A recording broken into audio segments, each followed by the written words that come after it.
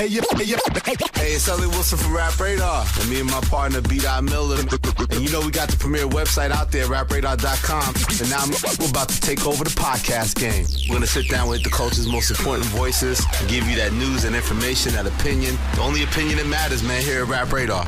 Listen up. Here we go.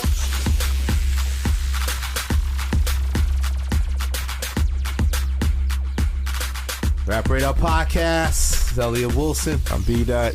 We're back, B-Dot. They said we slacked off, man. So now this week, man, we're going hard, man. One of these days, I'm going to do the intro. Go ahead. Let's try it. This is what you know. Rap Radar Podcast. Hello, Radio Land. You got to discuss the voice. WNBC. CBS. Yeah, WCBS. I'm sorry. CBS FM. Yeah, man. So, yeah, the Rap Radar Podcast, man. They should know by now, man. 25 episodes in, baby. Yes. 26 today. Somebody said we're the ultimate 1-2 punch in the game right now, man. Hey, move over. We're the new Splash Brothers. I said we're the Gold State. I said, what I say on Instagram? Something about Steph Curry and them. And Joe Budden said, fuck out of here. The IG comments. I hit him like podcast wars, man. I seen him at some show. I saw him at the Jeremiah show. He left after his guy performed. What's his name? Imani or something? Yeah, Imani. Yeah. So he left after that, and I was like, yo, Joe, what's up, baby? I'm trying to be nice about these podcasts. Well, he's like, no, you're not. You're not going to do What, does he want to come back on the show? We had a great conversation. You want to bring people back. You want to bring back Rose, too, right? Yeah, man. Renzel. I love that album, man. Why everyone's not giving it the love like you? They ain't listening, that's why. It's really good. Renzel, man. Black Market, just baby. The lyrics? Everything. He made like an R&B album, it seems like. I feel like this is his R&B look. He had that Mariah Carey record that I love, and you got Mary J. Blige, the John Legend. Come on, man. So it's got kind of a classic feel. It's classic Rose. So you think it's a different sound of what's going on now? That's why people ain't really connecting the same way? I think there's so much music out right now. There's no big hit off the record. Yeah. So I think it's not really connecting with the people like that, but check it out, man. Black Market. I recommend it. All right. The guy we're going to bring in today actually is out selling that record right now, but let's get to him later. First, talk about Logic. Your guy Logic, man. Is he good now? He's always did he hit Dot and say everything was good? I think this is the most retweets and things we ever got for a podcast. Are you serious? Man. Yo, for Logic? My phone's blowing up, man. Yo, he's got 600,000 some followers there. His fan base is rap. They're loyal, man, and they're faithful. I appreciate that. And there's a great conversation. Man. It's a classic. You think it's a classic episode? Of course. It's up there in the top 25? Maybe not. I got to think about it, but just the conversation for him. The interviews that he has done hasn't been as in-depth and transparent as the ones we had. So. I think it's that classic thing of like, we got good 50 minutes from him. We kept the people, enticed, wanting a little bit more, Yeah, you know what's crazy? That when artists come here, they look at us like, how do you know this? I'm like, yo.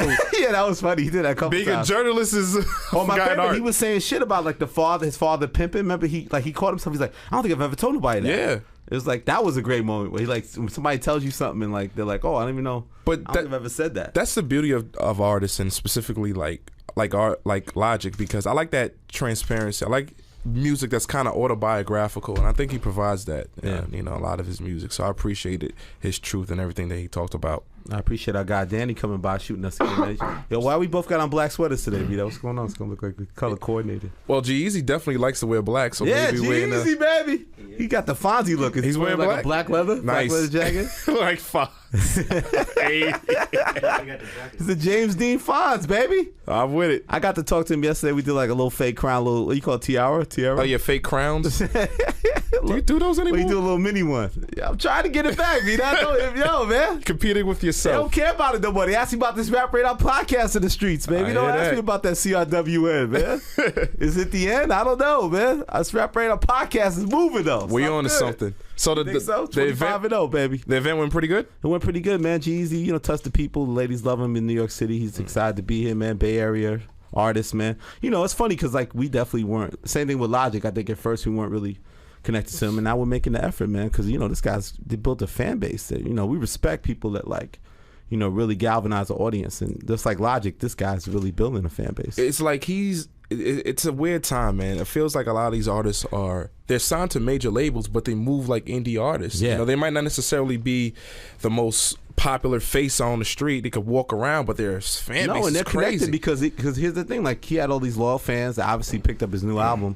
And then I finally, at the end, they had a little bit of time. I said, okay, one person gets to ask a question. So I picked some kid, and he's like, yo, G-Eazy, I love your music. When are you going to drop Monica Lewinsky? And that's like some B-side record he put on the SoundCloud. Right. It just shows you like they don't draw the parameters anymore of like, oh, that's the record that was for the album. He was trying to explain to the kid that like, yo, it doesn't fit the sequence of the album or what I was going for there. But, you know, like you said, art is art. So a song you put up on SoundCloud can connect to your audience the same way any type of record comes out now. So just it speaks to that these guys are really building a grassroots campaign. He talked to me a lot about it was such a journey for him. Like he put that work in. He put up like 20 mixtapes and, you know, went through all the stereotypes of a white rapper and how could you be on, and, you know, and also where he's from, the Bay Area, a lot of that shit doesn't get past the local scene, you know, go national, and he's been able to do all that. So we're gonna find out the secret to this guy's success, man. I'm interested to hear it, man.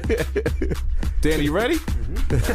We sent Danny to get him. That's a new thing. All right, man. So we're gonna be back with G-Eazy, baby. Yes. Holla back. Rap Radar Podcast.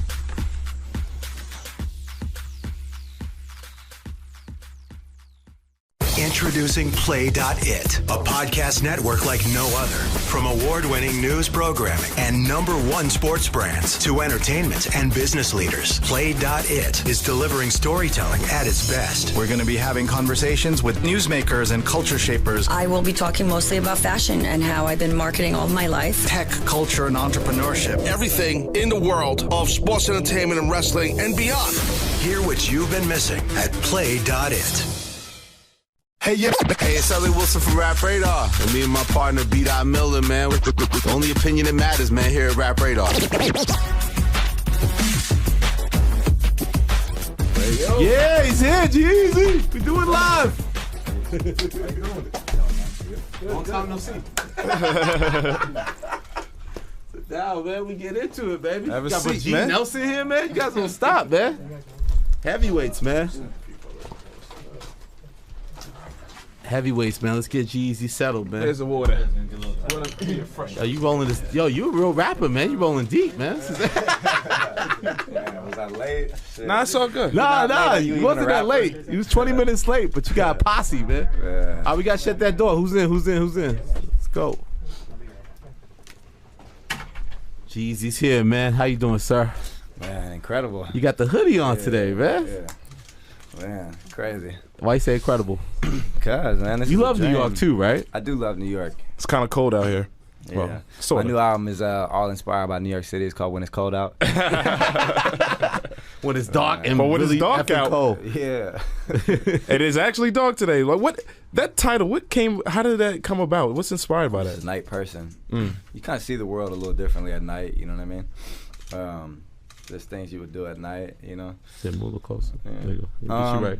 I mean, you know, so it's also just a darker record, man. Right. I mean, you know, the whole mood of the music, conceptually, the whole way I approached it.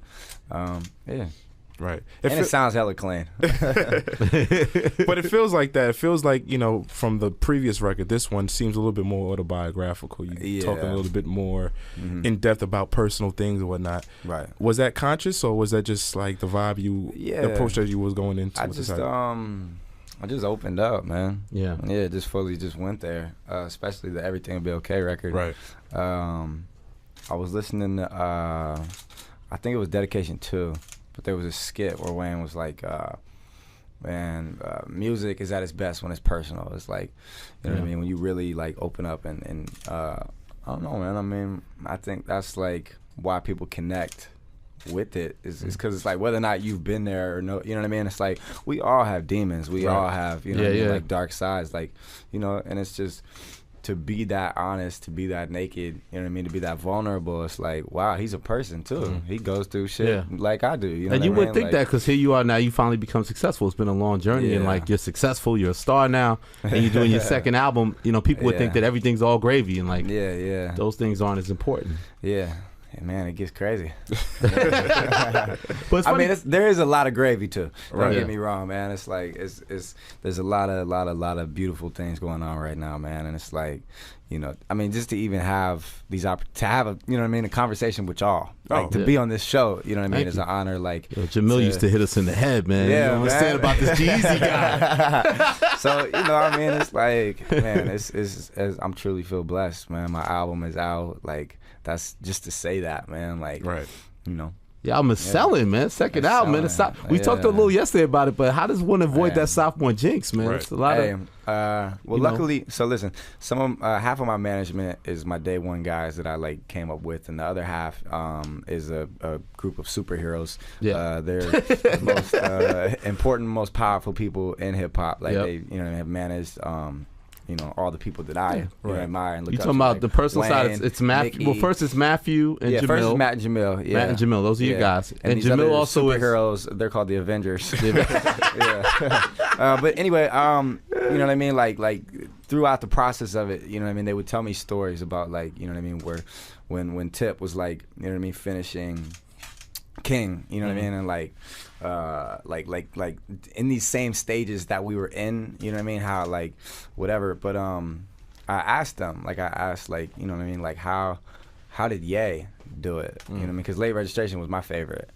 And he said he let that challenge inspire him to work harder to avoid the sophomore jinx instead of letting it like psych you out of, because it's tough, man. It's like Coming off college dropout, like imagine that. Like, man, the pressure, the expectation, you know what I mean, that weighs on you, and on top of that, your schedule gets so crazy. Right. Yeah, you You spend know. so much time on the road Yeah.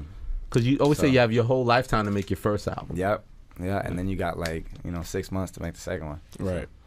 But what challenges did you face in particular with creating this one? Going from, it seems like as if you're like the most known unknown in a sense. Yeah. You know, like for real. Yeah. because it's like to the average, regular Joe I that walk around the, you know what I mean, like Times Yeah. Square and don't really get mobbed like Right. that. You know what I mean? Justin Bieber can't do that. Yeah. Right. But like to that effect, like how do you? I don't even know what I'm trying to say. Is like how do you still maintain what you're trying to do with that? With those, you know what I'm like? Tell me out, With the Elliot. attention, what do you mean? The humility part of it? No, not necessarily, because it's like he's successful. Yeah. But it's still like he's like Does it blurring make the you want line. more? Do you Yeah, feel? yeah. I guess the basic thing is, do you feel successful? Do you feel like it's just the beginning of because Yeah. there's levels to success, It's right? So I definitely guess levels, how yeah. do you adjust to that? Like, And I mean, I always remind myself how big the mountain is. Right. You know what I mean? Yeah. So it's like I could never get comfortable or complacent and feel like I made it, because I still have so far to go and so much work to do. But in a sense, I mean, how I define success is, you know what I mean, paying rent off of music. You know, I hired all my homies and traveled the world with them, and I send money to moms every month. You know what I mean? That's like all off of hip hop. You know what I mean? Like That what I rap fell music. in love with doing. Right. You know what I mean? When I was like 13, 14, what I put my heart and soul, you know what I mean? Like every drop of energy I have into, you know what I mean? So that's success to me, is just to, be able to do. how did this become your path though? Like you're young. You always talk about the young teenage years is when it really changed, and Yeah. you really was from that point was always so serious about it. I mean, everybody has moments. I want to be a rapper. But Yeah, what made you yeah. so serious about it? Like, why did you feel like this really could be your life and your It was like career path? It honestly doesn't make sense in retrospect. Like, why would like a 14-year-old kid like be so driven or so serious about something? You know what I mean? And the music was terrible. Like, That you were making, yeah. Yeah, man. I mean, I don't know, man. It was like I just fell in love with it. You know what I mean? And was like, if I'm gonna do this, I want to be great at something. You know what I mean? Like, I want to go hard. I want to, you know what I mean? Like, put my all into this. I'm not like a hobby person. I'm very like committed. You know what I mean? Yeah. To whatever I do. But When did it become serious for you? Like, what were you? Yeah, Were you listening like I to was like certain 15. things? Yeah. It was like 05, 06. So the hyphy movement was bubbling in the Bay. Yeah, and there was like a lot of like, like the music at the time, in the Bay. That was like kind of like the golden era, and it was like right around the time like when I was getting serious about making beats and rapping and stuff like that. Like that's the heart of what I was listening to, and that's what was going on in the Bay. And at the same time, all of a sudden this brand new like thing, being able to record music at home and upload it online. That was a the brand new revolutionary technology. idea. Right. You know what I mean? That was like we take that for granted now. You can make a song in your room, upload it to SoundCloud, and you know what I mean, get on. That was like those gates were open for the first time ever in life. You know what I mean? Yeah. When I was like getting into music.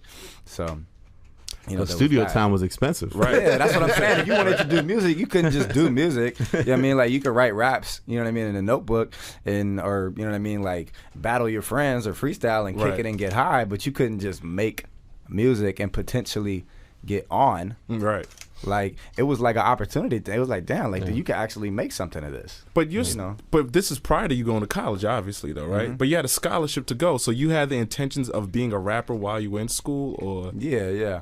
I mean, I went to school. It's a music business program, and I went out there, and I had to do like an interview with the head of the program. He's a music producer. He worked on like Nora Jones, his first album. Like, it had done a lot, you know what I mean? And he was, and basically, like, I just told him my story or whatever. And this is me, like, listen, like, I had a bootleg version of Photoshop, taught myself, you know what I mean, so I could design my own mixtape covers. You know what I mean? I would go downtown Oakland and get them printed at a print shop, you know what I mean, and slip them in jewel cases and burn these CDs and slang them out of my backpack. Like, so it was very much like it was like an entrepreneurial, like, business kind of thing, you know what I mean? It's like, so he saw that and was like, wow, you're the exact kid this program is designed for. So they gave me a scholarship to go. And this is in Loyola, right? Yeah, Loyola, New Orleans. Yeah. And, but was it strategic to go to New Orleans? Because it was the only school I got into. I'm not like a collegiate. Your mom pushed you, right? Your mom was like, you gotta go. Yeah, 'cause my mom, she's a teacher. She taught at art school in San Francisco. She pushed me to go. I didn't really have a choice. I just wanted to stay in Oakland. Like, I would have maybe gone to community college if anything. But it was good. I mean, to get out of the Bay, kind of like broaden your horizons, be around different kinds of people. And I think the community thing in college is like one of the like craziest parts. It was almost like culture shock. Right. It was like coming from the Bay and then going to, the whole college experience. Because like on Sad Boy, you say no one comes far out the Bay. You know what I'm saying? So for you to make that transition, I thought it was like, okay, a kind of like contrived thing to do that. But it makes sense. Yeah. But everything okay. You talk about the point where you have some remorse about not coming back home at times. Yeah. So after you went to college and went away, where your mom kind of pushed you to go out there, then you kind of felt like you didn't want to go back home, or you went back home first? I mean, it was like a guilt thing kind of weighing on me, you know. And she ended up losing her job, like I think second or third year I was out there.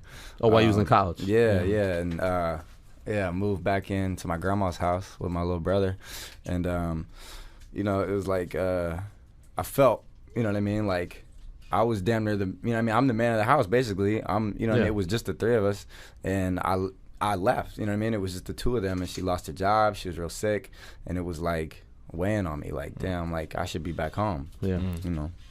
Yeah. And you talk about your brother. What's your relationship like with him now? He still lives in he actually ended up going to New Orleans as well. He's still living there. Yeah. I mean, we don't get to talk much. I don't really get to talk to anybody. All I do is just working. Just work. Was it like almost talking to you to music, like putting like with the Mom song? Mom snaps on me every now and then if I don't call her. So what did he think about that verse that you had on the record? My brother? Yeah. It meant a lot to him. Yeah. Yeah, I was gonna ask you that because you talked about how personal it was, but telling that story. I think it stung a little bit. I mean, I don't know. It's that's a powerful record, man.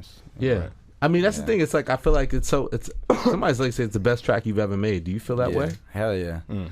Yeah.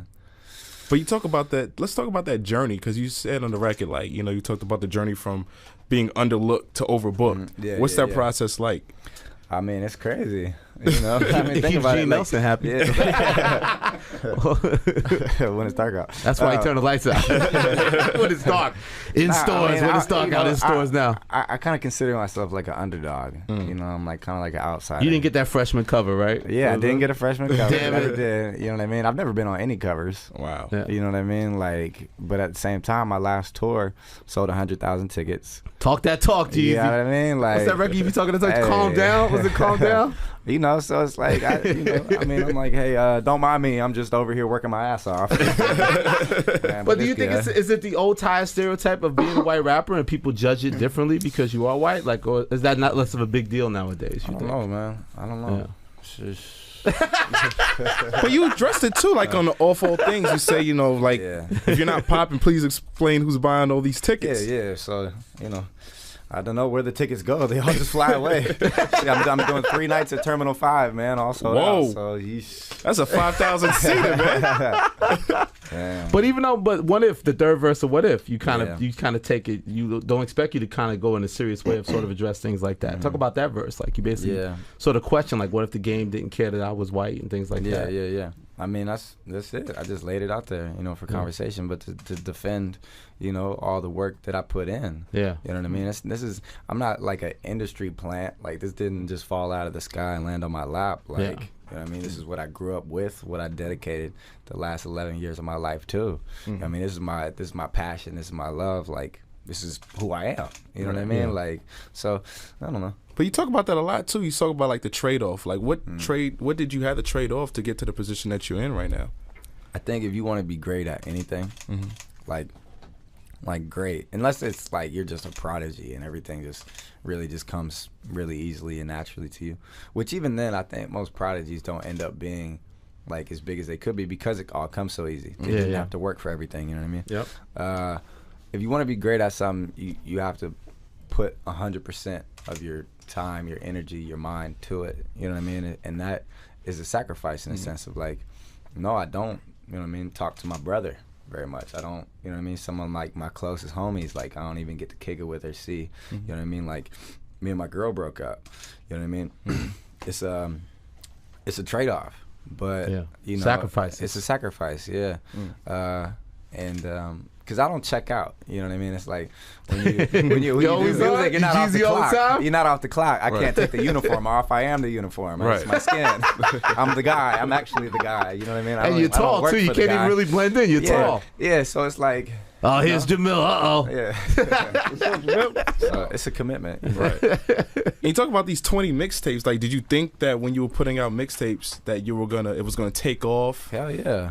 Everyone I was like, this is the hottest shit, man. You didn't think it would take 20. We were talking about that. You didn't think it would take 20. This shit is finna go. Upload it to MySpace, hit refresh, 6 plays. Damn, that's humbling. Yeah, man. So I don't know. But when did you think things started to click for you? For like people started to receive your music in the way you wanted to? Man, it's weird. Like people ask, like, when did it happen? Like, yeah, because I was thinking about you. Like, I Made It probably is the big record, right? But it doesn't feel like that was the that was like, the record that like a lot of guys are defined by that one record. Defined by a smash. But it seems like you're not.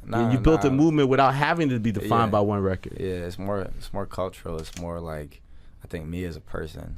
Yeah. Why do you think I Made It resonated? You probably didn't think that was going to be as big as it was, or did you? I don't know. I mean, it's a banger. It's funny, man. Shout out to Remo, man. It's crazy. He produced that record. Okay. And it's him singing the hook on I Mean It. He also produced Everything Be Okay. And there you go. It's like crazy the diversity of like those two records you would never think were like made by the same person. But yeah. I wanted to ask you about your sound. I think it's also why I think maybe people didn't at first realize how like a true student you are of the culture is because you kind of have a big sound to your music. Like a lot of the majority of it. Like you'll do a street record on a SoundCloud with you in French Montana, but that's not the sound of the real product that you're putting out. So do you think that maybe that was part why there may be a little disconnection to someone that doesn't get to know you yet? I don't know. I think big, man. Like I've never been shy about wanting the universe. You know what I mean? So you're trying to make big records. Yeah. I mean, I want to connect with people, man. Like, you know what I mean? Like, really, really, really, like, take this to the moon. Right. You know, so. Like, on one of them, you talk about, you have these expectations and lofty goals of getting a Grammy. Like, that's stuff that you still feel like that you want? Yeah, I mean. He wants more than a Grammy, this guy. I mean, accolades, like, nah, honestly, I really don't think about accolades like that because it's not like nothing in my career has been defined by like a moment. You know what I mean? Like my accolade is getting to continue to tour, getting to continue to go in studios and make music, getting to like keep sending my money to my mom's every month. You know what I mean? Like getting to help take care of her. And it's because it's tough out here. Yeah. It's hella tough out here, man. So it's like just getting to prosper and continue is a blessing. But during that grind, what was the driving force to keep you going and not give up and not? It wasn't no fallback. There was no like trust fund or rich parents or like, you know what I mean, anything else to do. It was like, you got to get it straight up. Like, okay. I'll do it. Yeah. It's like you gotta have patience, especially in this era. It's like it's kind of hard to have patience where we we have so many things taking our attention and seeing others, rise to prominence. Right. Like you said, it's like in this era, you hear so many stories about like, songs blowing up, like internet sensations. Like it feels like people, blew up overnight, but it's like you never know people's journeys. Like shouts out to Kehlani, she is killing it right now. You know what I mean? But she's been grinding. Like she had a whole previous thing in music. Like she was in a group or whatever. So it's just like you see things happen quickly on the internet, and you kind of get this feeling like, oh, if I just upload this song, it's finna go. This might be the one. So is that the reason what brought that line up where you say you kind of happy that things didn't happen fast? Hell yeah. Hell yeah. Because it's like, I truly believe if it comes like over time, then sometimes the longer it takes is the longer it'll last. You know what I mean? Because you're built to sustain and be durable and endure. Like, here's the thing, man. This shit is crazy. Like, nothing can prepare you for how crazy it starts to get when it starts to go.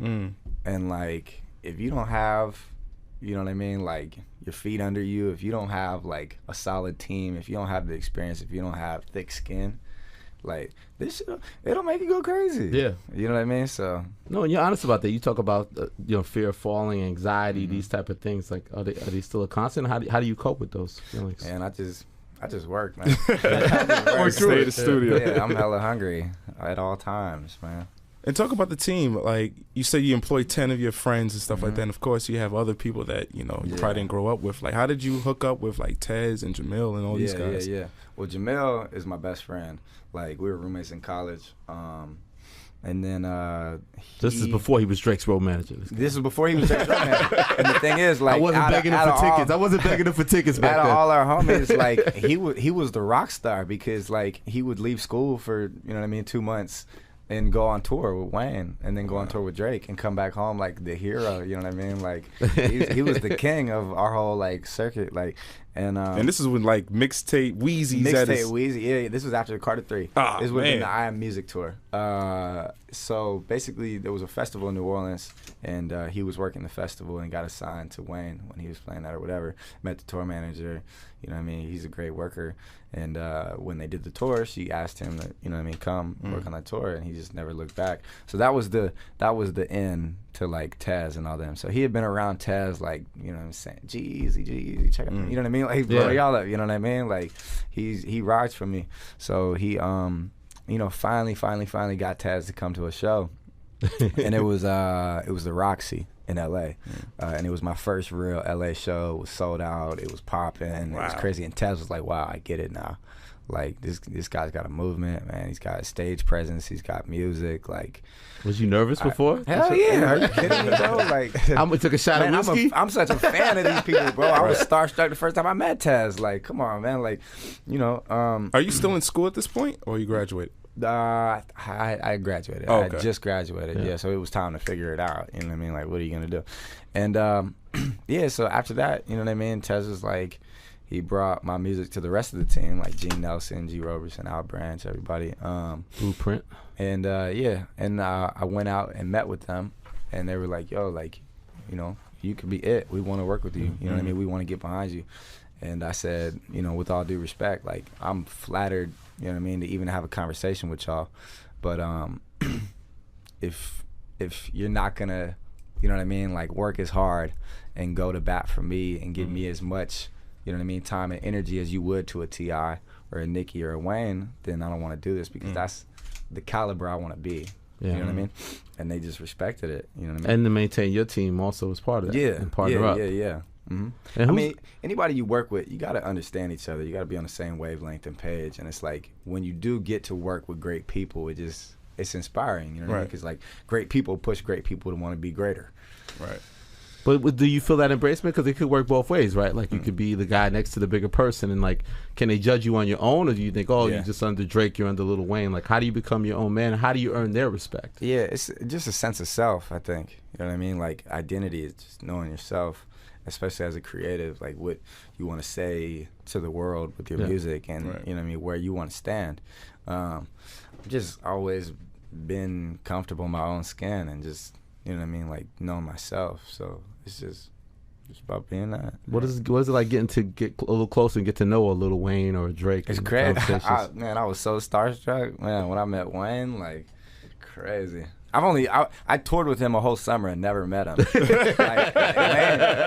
Wayne is the Wizard of Oz. It's hard to pin him down. He's actually an alien. Like, he's so much larger than life. But to like actually like be in front of him and talk to him for a second was crazy, man. I mean, that's one of my favorite rappers. And Drake said some complimentary things about you. Yeah, man. Yeah, shouts out. Drake's the best. For a minute, I thought you was down with OVO because I used to see you at the shows. You thought he was OVO? Yeah. I was up to school with this guy. Yeah, that's because my manager is it makes sense. Yeah. So you don't want to battle Drake? You don't want to with Drake right now? Nah, I'm all right. But you know, you get a lot of famous friends, man. How does dinner with Jay-Z happen? Man, I didn't know it was happening. I'm in the studio. I'm trying to finish the album on time. This is the first album, right? Nah, this is this one. Oh, this one, was like okay. 2 months ago. Okay, cool. Yeah, and I'm trying to make this deadline. And G. Roberson hits me up, and he's like, yo. That's a good G. Roberson, yeah. So, we're going to go to dinner, man. And I'm like, yo, dinner, like, it costs Chinese food or something. I'm working. I'm not trying to leave the studio. He was like, nah. He was like, yo, we gotta go to this dinner. I'm like, dude, like, I'm working, bro. Like, I'm not trying to leave the studio. Yeah. And I'm like, all right, fine, whatever. Like, when he insists, you knew it was something. I'm like, something right, was up. Something was up. Like this is Robo-Wan Kenobi we're talking about, man. He's the ultimate Jedi, you know? So anyway, we get in the car or whatever, leave the studio, driving over there. He doesn't say anything. We walk up and we get to the lady at the front or whatever, and she's like, "Table for two, gentlemen?" And he's like, no. We're at Jay-Z's table. And I'm like, what? You could have told me something. What do you mean? Like, what am I wearing? Man, oh my God, I'm tripping, bro. Like, Hove. You know what I mean? Like, and we walked through, and he's just at a table in the middle of the restaurant at like a famous, you know what I mean, steakhouse or whatever. And I just shook his hand, looked Jay-Z in his eyes, you know what I mean? And was just like, whoa, this is happening. It's like, what's going on, G-Eazy? How you doing? He just wants to do the voice. B-Dot's wants to do the voice. He's waiting for it. B-Dot's been waiting. Yeah, man. But Lobster, her Lobster, gangster movies, basketball. He asked me if my Warriors are finna do it again. I said, yes, sir. Wow. Straight up. Was he familiar with the music like that too? Not really. I mean, I don't know. Right. I don't know. I didn't want to talk about me. Right. You said let's talk about Suge Knight. You know what I'm saying?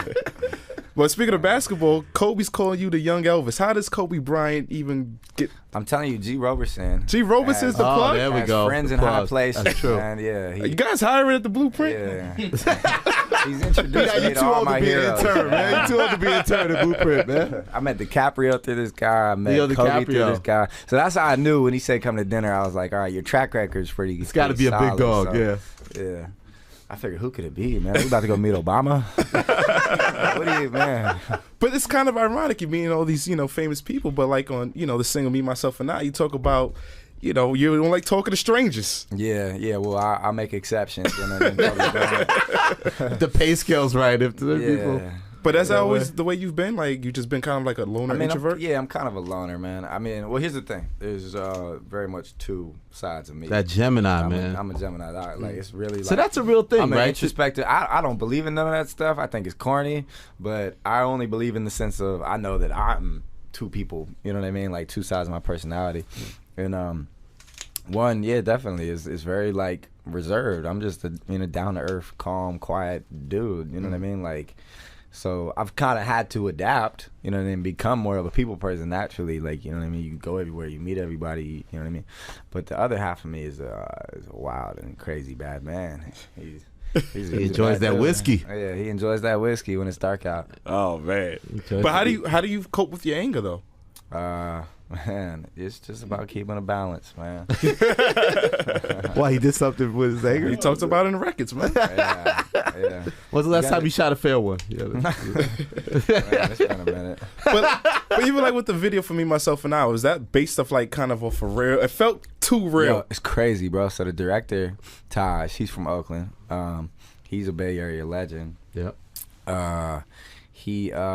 He reached out with a treatment, and as I was reading it, I was like, bruh, this is so creepy, because that happened. Like, literally, my birthday this year, they threw me a surprise party, and that night, you know what I mean, I'm, like, literally, like, taking a nap. Like, I was home for, like, the first time in ever. Happy to be home. Yeah, really just wanted to kick it, like, and she was like, nah, like, come on, trust me, we gotta go. We get there, it's a whole surprise party. I'm like, all right, well, here we go.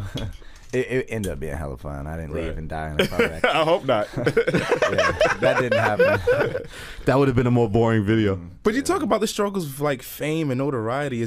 It's like first world problems, you know. It's on very paper. much, yeah. But man. First world problems. That's why it's important to keep perspective. Like, it's all, you know what I mean? Yeah. At the end of the day, it's all relative, but at the same time, it's like, I always tell myself, like, man, like, Brett, don't you remember what it was like, you know what I mean, when none of this was happening? Right. Like, fucking cheer up, you asshole. Right. Shit. Why you so sad, boy? You so sad for Those it, 5 man. mixtapes ain't doing nothing, man.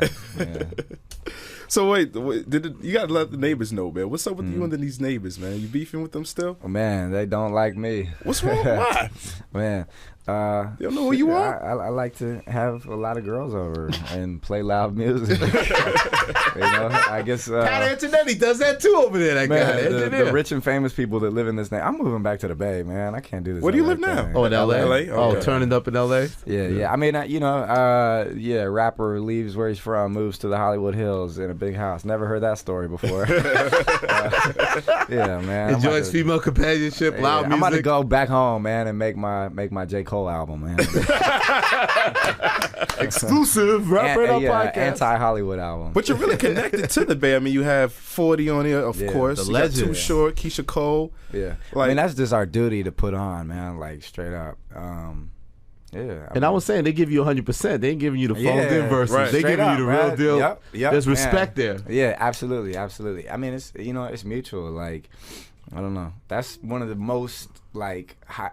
Talk about like accolades or like returns or like, you know what I mean, like high moments. Like meeting my OGs. You know what I mean? Like making music with these guys. Yeah. Like having that mutual respect. That's like one of the coolest things to ever happen in my life. You know what I mean? Getting a Too Short verse. You said you was excited when Yeah, man. So recording with Too Short, and he, the way it was structured, it was like I do a verse, then I do the hook, and then he does the verse, and then he does the same hook. So he was in the booth, and I was on the boards, and I'm kind of like teaching it to him, like to get it right down. So and just hearing him live, like, you know what I mean, on the playback, like wow, I just witnessed Too Short say biatch, like right in front of me. You know what I mean? Like, I just saw a biatch. Like, wow, that's, man, I could die happy. And then the E40 one, you also have Keisha Cole, which we were saying a lot of people forget she's from the Bay, and Right. it's like the victory lap, you called it, right? Yeah, Like and that song. Kaylani, and Marky Basie. I mean, the Bay is like, as a region, we're very much like support our own. KMEL, shouts out Big Von and all the KMEL, but like growing up, like I would hear as much Mac Dre, E40, Too Short, Keek the Sneak as I would, you know, a 50 Cent or whatever was popping. You know what I mean? Like, so it's just in our DNA to, you know, that community, like that togetherness, that like just culturally. So Right. And you talk about like how the paradigm is changing. Like you talk about like the gatekeepers aren't the same. Like being from New York, those kind of artists, like, you know, the 40s and, you know, Too Shorts, they didn't necessarily got play out here in New York, but, you know, you have your duty to put these kind of people on your albums and your projects. And you also I would always want to inform the youth. Right. You know what I mean? Like, understand where this came from. You know what I mean? And who my heroes are and, like, the history of the culture, you know? Right. But that's so dope. But, you know, like, that sort of empowerment, and I think that you bring that approach to your music now, because like even though you are signed to a major, it feels like you move very indie. Yeah. You know, is that like is that It's just literally, like that was my line in the sand when I was like negotiating my deal, was creative control, you know, because it's decisions like that. It's like at the end of the day, I just kind of felt like, fuck, it's my party. I'm gonna do what I want. You know what I mean? So, like, I'm not gonna have, you know, an industry person tell me based off, you know, Twitter followers and Instagram engagement and you know, single sales. We need this artist on your album to bring da da da da. It's like, yeah. E40 is my hero. I want E40 to be the last voice you hear on my album. Right. You know what I mean? Like, straight up, man. So, do you believe, like, in the death of the superstar? Maybe we talked about that once. Yeah, it's crazy. I do. In a sense. I don't mean, like, death of a superstar. Like, we're never going to have superstars anymore. Some people just got star in their DNA, you know what I mean? But what I see more is, like, a level playing field of, like, you know, it's not like it's only so many spots and the only way to get in the game is through a major label and they hold the keys to the gate and that is the only way. It's that or nothing. It's like, you know what I mean? It's all different levels now of players, like, you know. Right. But even with that being said, like, because even though you're successful and you have success, how did you make that transition to get your music out there? Because it's like radio is important. And But is it? Because like people like you blur the lines of what. Yeah, radio is still crucial. Like you know what I mean? It's crazy that like, even though I mean it wasn't like a radio smash per se. Right. They worked it a little bit at radio or whatever, and it just goes off the most at shows. Like, and they know it. You know what I mean? So you could tell how it reached more people, basically. Yeah. I mean, it's different because it's like.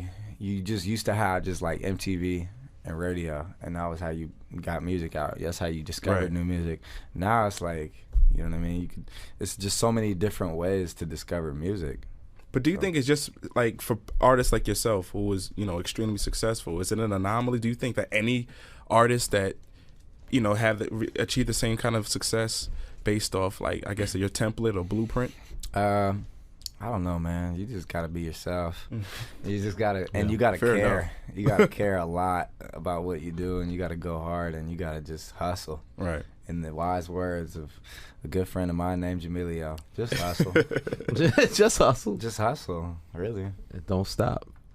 It's crazy. Yeah. So you did mention your personal life with the ex-girlfriend, because I was on Genius today, and they basically have every song on the album about a girl that's about the ex. Drifting, Don't Let Me Go, Think of You. Yo, that first album, who was that first album dedicated to, man? What? It seems like it was like a long love letter. It felt like he had... Man, anyway, so yeah. I mean, I'm inspired by women, you know? Sheesh. There's nothing wrong with that, man. You still was that your last, like, serious relationship? Yeah. So it's gonna take a while before you jump back in that. Yeah, and it's, you know, I mean, it's no time, you know. Do you still want a Kardashian or nah, man?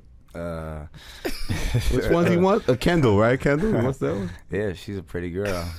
It's got a bag of A-lister. You probably bag our A-listers already on the low. Waking up with model actresses. So my album is out right now.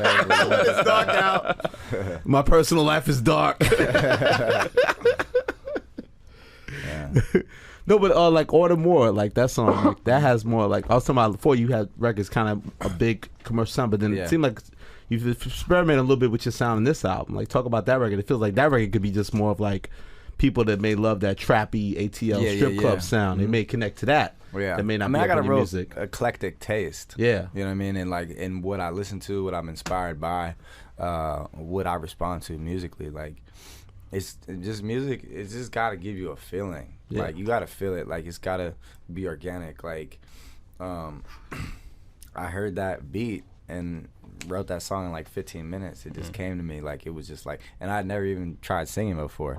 I just heard that melody. I just went, and it was just a vibe. Like, and then I'm, you know what I mean, actually rapping about like what was going on that week. Like, basically having like just moved into my house, throwing all these parties, and my next door neighbor, who's like a famous actor, like calling the cops on me. You know what I mean? Like, famous actors a snitch? Oh man, can't trust nobody in the hills. But it does seem like as if the way your performance on records changed from like Must Be Nice till the way the new project. Like, was that?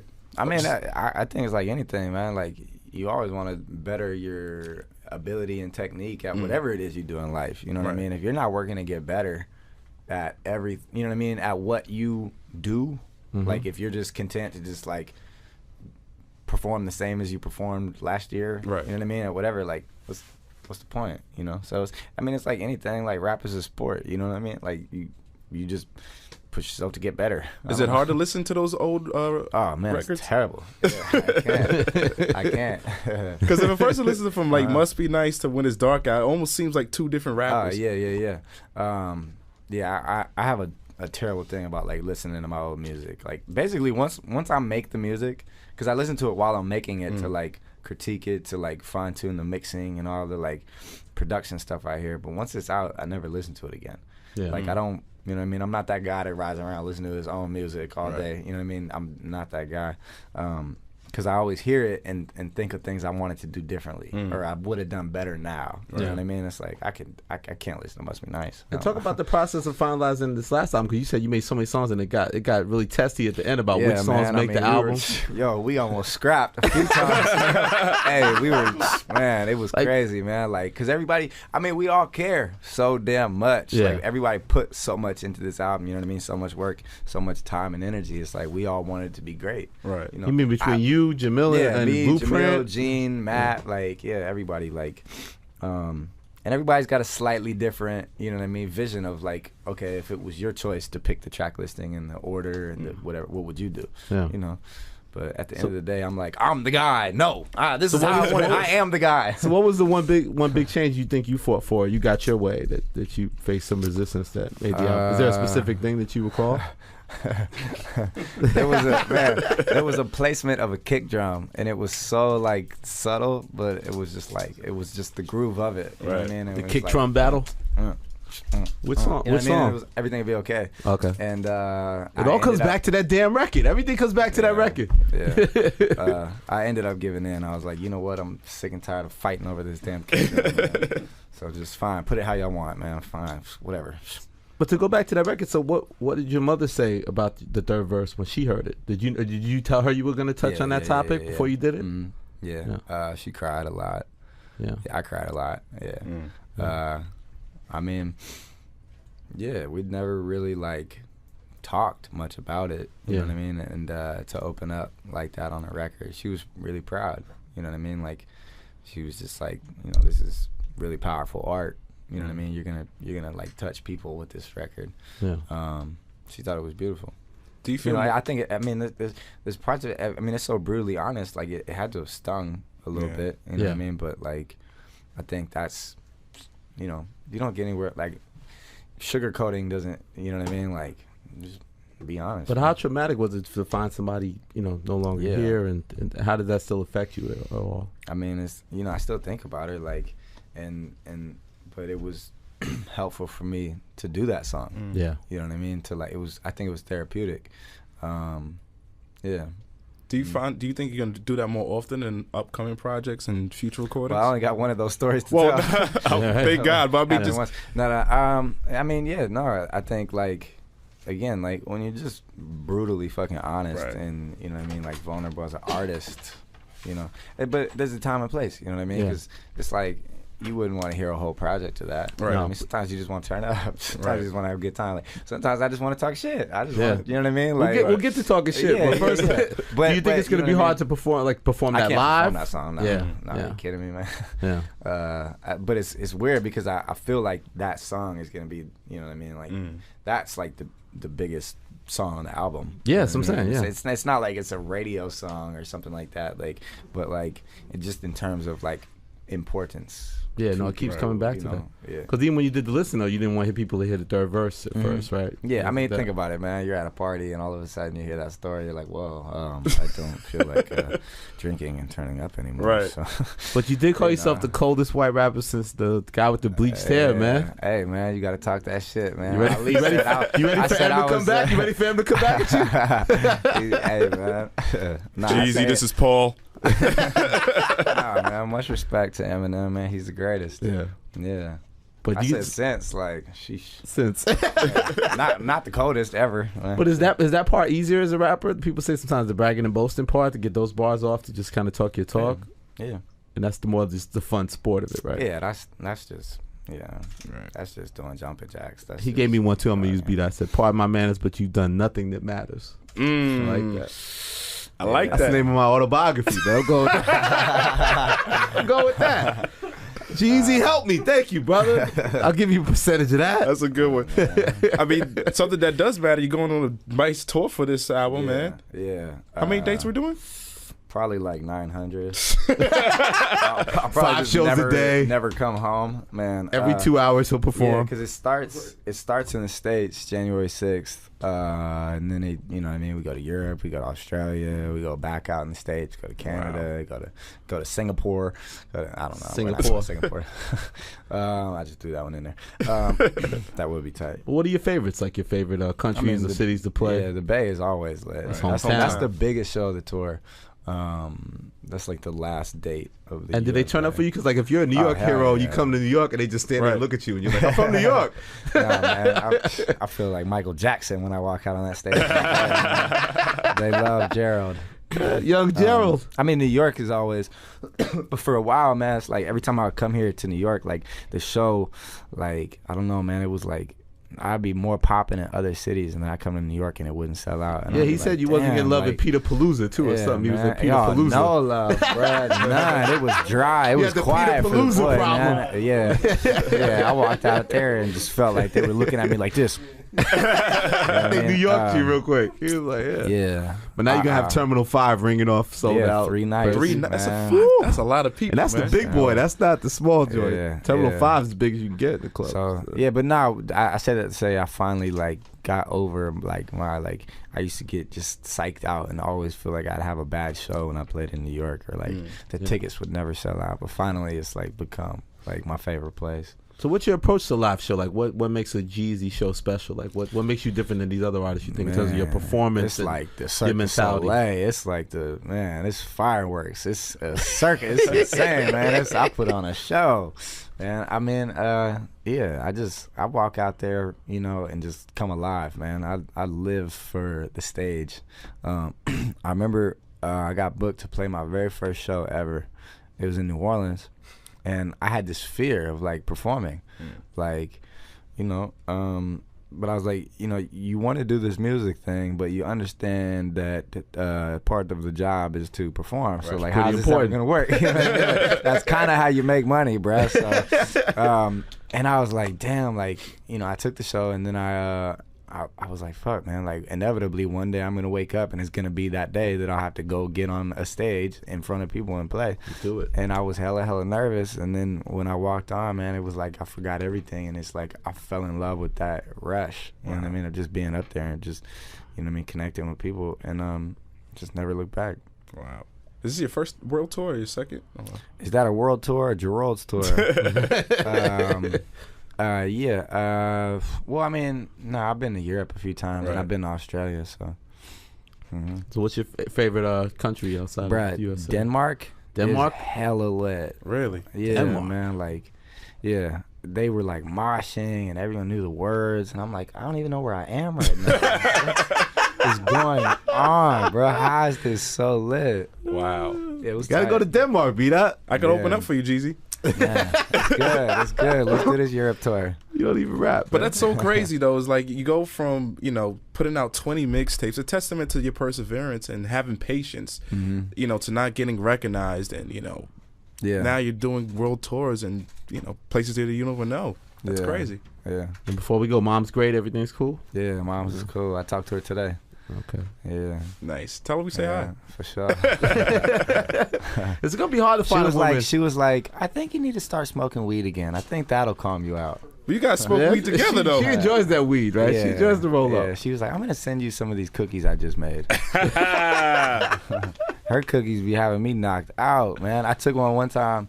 I was flying from London to New York, and this is the last album, press circuit, same thing. So it's like all day interviews, and I landed off the red eye and went straight to Sway, and then went to 106 in Park, was still a thing. And I was like, I had remembered I had the edible halfway through the flight, and I was like, oh yeah, I'm gonna take this edible.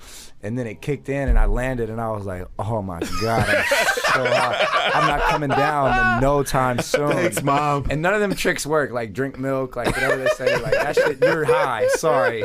You're gonna stay there a while. And I just, Is there video of these things? I gotta watch this on YouTube. Yo, I just put my sunglasses on, I walked out, I sat on that couch, man, and I was just like, man. I don't know where I am right now. Speaking of sunglasses, how did you develop the look, man? The cool man, the James Dean, the Fonz. Like, why is that your look? That's also another thing why people may not fully understand. It's not the rapper look. It's not a stereotypical look. No, man. I wear what I like, man. I make, I do what I like. Like, I could never try to fit in or try to like be something I'm not. Yeah. You know what I mean? You really got to feel comfortable in your own skin, man, and just have confidence in that. It's like, I've always been different. You know what I mean? I've never really like fully like fit in anywhere. You know what I mean? So it's just like instead of, trying to just be comfortable with you. Be comfortable, man. You understand that, B-Dot? I got it.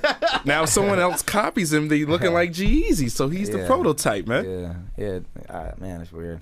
I feel like when Eminem did the VMAs and he walked in with like 300 M&Ms. Oh yeah, I swear, man. Yeah, like that's what my shows be looking like. It's like all guys in like leather jackets and slick hair. And I'm like a Andrew Dice Clay show, like a scene out of Grease. But that's, I remember when I was 10, shit, I wanted to look like Eminem, man. I had the bleached blonde hair. Oh wow. I think everybody did. Ellie did. Throwback, that throwback Instagram. We gotta put that up one day, man. The throwback. Shit. All right, word man. up. G-Eazy, man. Thank you for coming through, brother. Sure, man, thank you, bro. Jamil said for a long time, man, we had to recognize your genius. We're finally coming around, man. Hey, it's all good, bro. You can lay off us now. Man. I appreciate that support, man. Absolutely, man. Yeah. Nah, we respect what you're doing, man. Keep doing it, baby. Sure. All right, Rap Radar Podcast. Yeah.